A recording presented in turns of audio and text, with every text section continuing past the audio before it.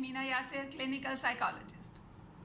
आज confidence building course के छठे हफ्ते की छठी वीडियो के साथ हाजिर हूँ।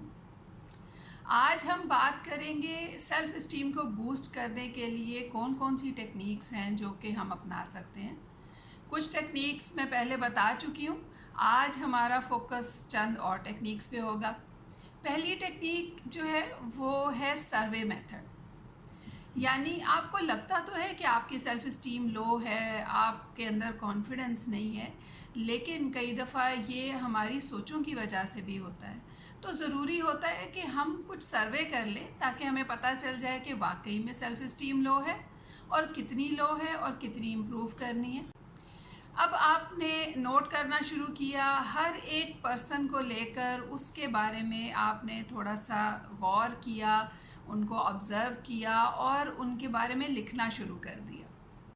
तो इस तरह से आपके पास जो इर्द गिर्द 8-10 लोग रहते हैं उन सब की डिटेल्स आना शुरू हो जाएंगी। इसमें फिर आपको जब पता चलता है कि सेल्फ़ इस्टीम कई लोगों की मेरे से लो है, तो आप उससे भी एक पॉजिटिव एनर्जी लेते हैं और आप कहते हैं कि चलो कोई बात नहीं, अब मैं और बेहतर करने की कोशिश करता हूँ। तो इस तरह से आप अपनी सेल्फ़ इस्टीम पर ज़्यादा अच्छे तरीके से वर्क कर सकते हैं। सेल्फ़ इस्टीम और कॉन्फिडेंस बिल्डिंग के लिए ज़रूरी है कि हमारी डिसीजन मेकिंग स्किल स्ट्रॉन्ग हो। डिसीजन मेकिंग एक ऐसा प्रोसेस है जो कि हर शख्स करना चाहता है, यानी डिसीजन हर शख्स जो है वो लेना चाहता है, लेकिन अपने अंदर फियर्स रखता है। ख़ास तौर पे वो लोग जिनकी सेल्फ़ इस्टीम लो होती है, उनको ये यकीन नहीं होता कि उनकी जो डिसीजंस हैं वो सही होंगे और उनको फ़ायदा देंगे। लेकिन आपने इस बात को समझना है कि डिसीजन जब भी आपने लेना है, उस डिसीजन के बारे में आप पहले से 100% श्योर नहीं हो सकते कि वो सही होगा या गलत होगा, लेकिन कामयाब वही लोग होते हैं और अच्छे डिसीजंस वही लोग लेते हैं जो कि छोटे छोटे डिसीजंस लेकर उनकी कमियों को नोट करके अगली दफ़ा बेहतर डिसीजंस लेने की कोशिश करते हैं और आहिस्ता आहिस्ता अच्छी डिसीजन मेकिंग की तरफ बढ़ते हैं। तो इसके लिए ज़रूरी क्या है? ज़रूरी ये है कि आप सबसे पहले तो छोटे छोटे डिसीजंस लेना शुरू करें, यानी घर में रूटीन के कामों में आपने जो डिसीजंस लेने हैं वो आप लें और देखें कि मेरा डिसीजन जो है किस तरह से इफ़ेक्टिव होता है, फ़ायदा होता है उससे कि नहीं होता, नहीं होता तो क्यों नहीं होता। तो इस तरह से जब आप एनालिसिस करना शुरू करेंगे तो आपके अंदर ये यकीन पैदा होगा कि मैं अगली दफ़ा बेहतर डिसीजन ले सकता हूँ और आहिस्ता आहिस्ता आप अपने डिसीजंस को बेहतर से बेहतर करते चले जाएंगे। हर डिसीजन के साथ अगर आप सेटिस्फेक्शन लेवल को भी नोट करना शुरू कर दें तो इससे आपको और फ़ायदा होगा, इसलिए कि आपको फिर जब आप कुछ अरसे बाद उसको चेक करेंगे तो आपको पता चलेगा कि मैंने ये जो डिसीजन लिया इसने मुझे फ़ायदा दिया, और जब मैंने ये डिसीजन जो है इससे फ़ायदा हासिल किया तो मेरा सेटिस्फेक्शन का लेवल क्या था। इसलिए कि मोस्टली लोग डिस्करेज होते हैं, तो हमें डिस्करेज नहीं होना, हमने अपने गलत डिसीजन से सीख कर अच्छे डिसीजंस लेने की कोशिश करनी है। डिसीजन लेने के लिए ज़रूरी है कि आप कॉस्ट एंड बेनिफिट करें उस डिसीजन का। यानी सपोज़ आपके पास 2 या 3 ऑप्शंस हैं और आपने किसी एक चीज़ पर डिसीजन लेना है, तो आप उसके लिए कॉस्ट एंड बेनिफिट एनालिसिस करेंगे, यानी उसके फ़ायदे और नुकसानात को जानेंगे। तो उसके लिए हम ये करते हैं कि मुख्तलिफ़ सफ़ों पर अलग अलग लिख लेते हैं कि ये वाला डिसीजन ले सकती हूँ, ये वाला ले सकती हूँ, ये वाला ले सकती हूँ। तो आपने 3 डिसीजंस अलग अलग पेजेस पर लिख लिए और उसके बाद उनके फ़ायदे और नुकसानात लिखना शुरू किए।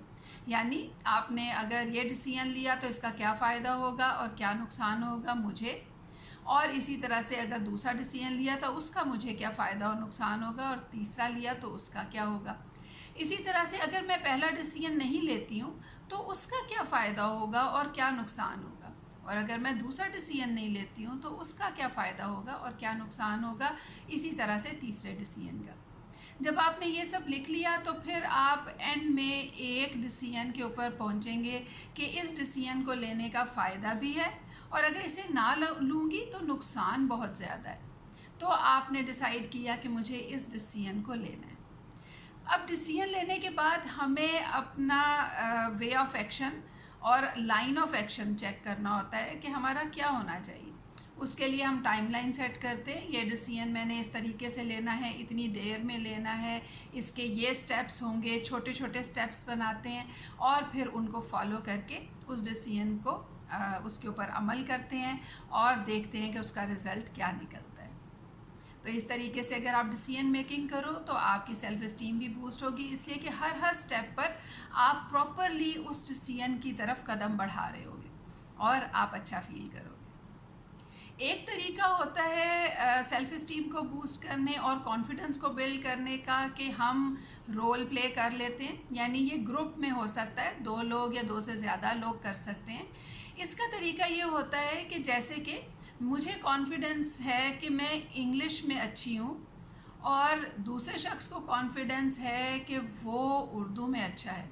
ये एक एग्जांपल मैं आपको दे रही हूँ। तो मैं अपनी इंग्लिश को अच्छा रखते हुए उर्दू को भी अच्छा करना चाहती हूँ, जबकि दूसरा शख्स जो है वो उर्दू में अच्छा है लेकिन वो इंग्लिश इम्प्रूव करना चाहता है। तो हम क्या करते हैं, हम रोल प्ले करते हैं। हम कहते हैं कि ओके, मेरी इंग्लिश अच्छी है लेकिन मैं तुम्हारी इंग्लिश इम्प्रूव करने के लिए क्या तरीक़ेकार होगा उस पर मैं रोल प्ले करूँगी और उससे तुम्हें गाइड करूँगी। और इसी तरह से दूसरा शख्स जो है वो मेरी उर्दू को इम्प्रूव करने के लिए उर्दू में रोल प्ले करेगा और मुझे इम्प्रूव करने के तरीके सिखाएगा। तो इस तरह से हम एक दूसरे की जो हमारी क्वालिटीज़ होती हैं, एक दूसरे के जो एसेट्स होते हैं, उनको यूज़ करके अपने आप को फ़ायदा पहुंचाते हैं। सेल्फ़ इस्टीम और कॉन्फिडेंस को बिल्ड करने के लिए एक और तरीका ये होता है कि आप अपनी पेंडिंग टास्क को कंप्लीट करते हैं। मोस्टली ऐसा होता है कि हमने बहुत सी टास्क को छोड़ा हुआ होता है कि अच्छा फिर कर लूँगी, हाँ कर लूँगी, ठीक है कोई बात नहीं, लेकिन इन की वजह से हमारी सेल्फ़ इस्टीम लो हो रही होती है। तो हमें क्या करना है, हमें अपनी पेंडिंग टास्क की लिस्ट बनानी है, यानी जो काम मैंने छोड़े हुए हैं उनकी लिस्ट बनानी है और उनमें से प्रायोरिटी सेट करके कि कौन सा काम पहले करूं फिर दूसरा करूं। हर काम को एक एक करके कंप्लीट करना है और कंप्लीट करने के बाद अपने आप को अप्रिशिएट करना है, यानी अपने आप को बताना है कि वेरी गुड, वेल डन, आपने अपना कंप्लीट कर लिया है काम, यानी अपना काम जो था उसको कंप्लीट कर लिया, दैट इज़ वेरी गुड। तो इस तरह से जब आप अपने आप को अप्रिशिएट करते हैं तो इससे भी आपका कॉन्फिडेंस बिल्ड होता है और आपकी सेल्फ इस्टीम बूस्ट होती है। आपने नोट किया होगा कि दिमाग में हमारे बहुत कुछ चल रहा होता है, बहुत सी negative thoughts, positive thoughts, worrisome thoughts चल रही होती हैं और हम उनकी वजह से कभी परेशान होते हैं, कभी इग्नोर कर देते हैं और कभी इतने परेशान होते हैं कि हमारे से कोई काम ही नहीं होता। ऐसा क्यों होता है? इसकी वजह एक तो बिल्कुल आपके सामने है कि हमारा जहन सोचने के लिए बना है, तो हमें सोचना तो है ही। तो अगर हमें सोचना है तो हम उस सोच को पॉजिटिव क्यों ना रखें। पॉजिटिव सोच हमें एनर्जाइज करती है, हमें बेहतर फील कराती है और हमें मोटिवेट करती है। हम आगे बढ़ते हैं, हम अपने आप को बेहतर से बेहतर बनाने की कोशिश करते हैं।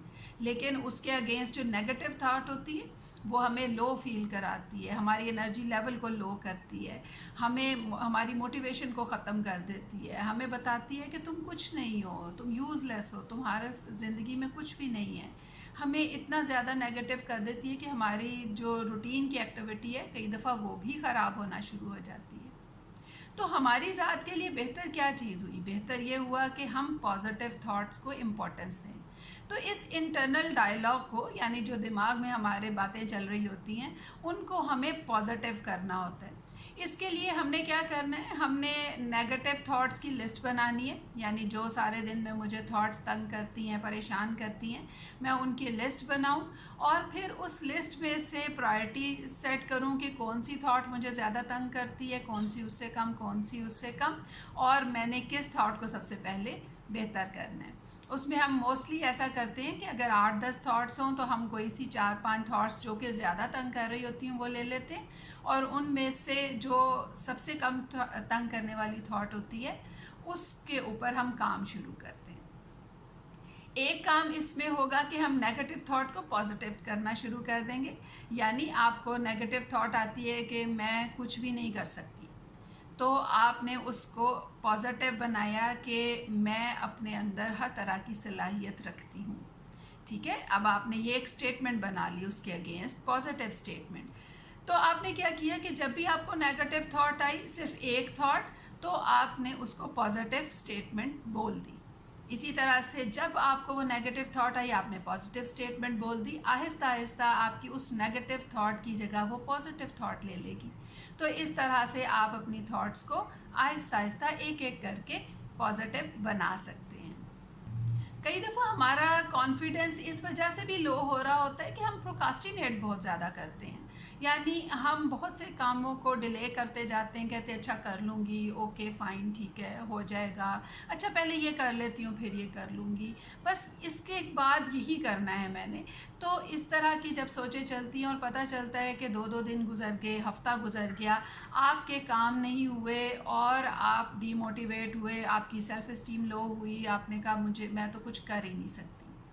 तो इस तरह की जब सूरत हाल हो तो उसमें हमें सबसे पहले तो ये देखना होता है कि कौन से ऐसे टाइम वेस्टर्स हैं जो कि हमें प्रोकास्टिनेट करने की तरफ ले जा रहे हैं और जिसकी वजह से हम अपने काम को प्रोडक्टिवली नहीं कर पा रहे हैं। अब टाइम वेस्टर्स क्या होते हैं? जैसे सपोज़ कि मैं पढ़ने के लिए बैठी हूँ और मेरे पास मोबाइल है, मोबाइल पे नोटिफिकेशन आती है, मैं नोटिफिकेशन देखती हूँ, नोटिफिकेशन खोलती हूँ तो मुझे उससे पता चलता है अच्छा किसी ने कुछ लाइक किया है। मैं उसको खोलती हूँ तो मुझे पता चलता है अच्छा कुछ और लोगों ने भी लाइक किया है। फिर मैं देखती हूँ कि बहुत से लोगों ने कई अपलोड्स की हुई हैं और मैं स्क्रॉल करती चली जाती हूँ और पता चलता है कि 2 घंटे गुजर गए और मैंने जो काम करना था वो तो मैंने किया ही नहीं। तो मोबाइल फिर उस वक्त पे मेरा टाइम वेस्टर हो गया। इसी तरह से मैं काम करने बैठती हूँ और मुझे कमरे में मैस नज़र आता है, यानी गंदगी नज़र आती है, ये चीज़ें बिखरी हुई हैं, मट्टी है, ये है, और मैं डस्टिंग करना शुरू हो जाती हूँ, मैं कमरे को ठीक करना शुरू हो जाती हूँ कि ये करूँगी तो फिर पढ़ाई होगी।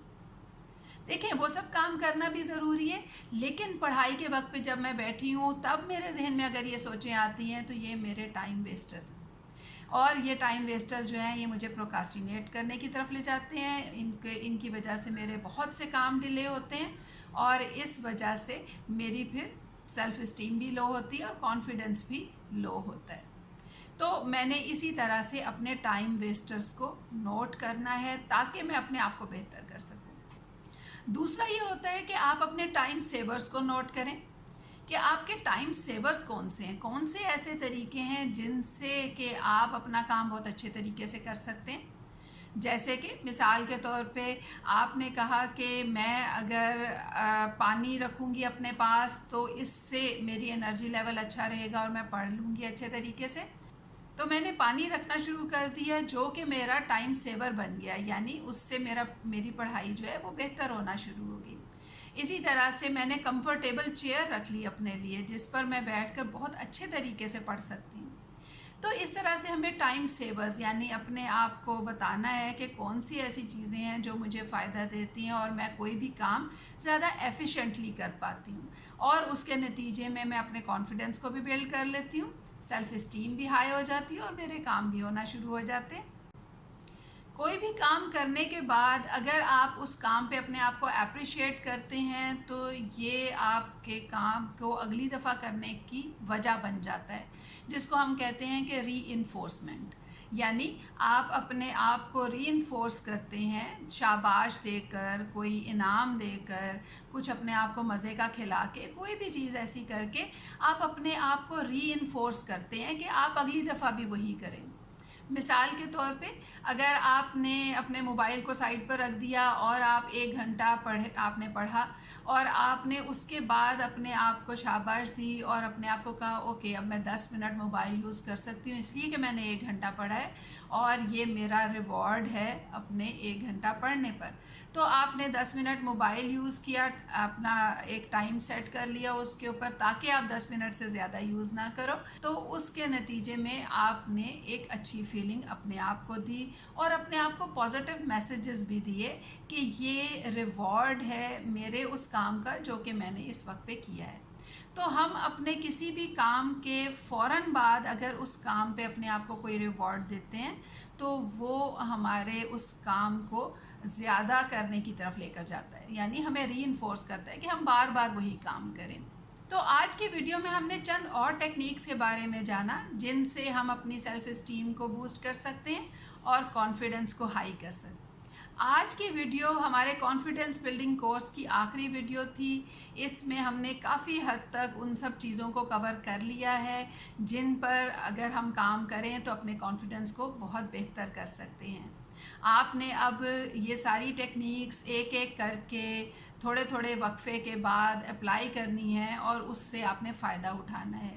तो इसके साथ ही मुझे इजाज़त दीजिए। अल्लाह हाफ़िज़।